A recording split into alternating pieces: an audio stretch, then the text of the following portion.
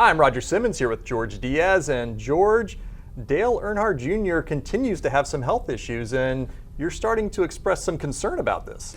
Well, I'm not the only one, Roger, but he's going to miss now his 7th race of the season. Once we get into the following week, we're talking Richmond. That's the race the chase cutoff, which means then he probably would, unless he wins, would not be eligible to compete in the chase. So I would suggest that I'm not a medical expert guy, but I would say the cards indicate, if you read the tea leaves, that maybe it's best that you shut it down and reassess before going into next season. And what we're talking about is a concussion he received earlier this year, and he's had those before. Yes, it goes back to 2012, and I think that's where the concern is. You're talking multiple concussions, and that leads to issues that could become something he's more liable to have another one. And let's face it, if you're going 200 miles an hour at Daytona and you crash, that's not a good thing for any part of the body, especially the head. So he's got some very serious issues and questions to answer.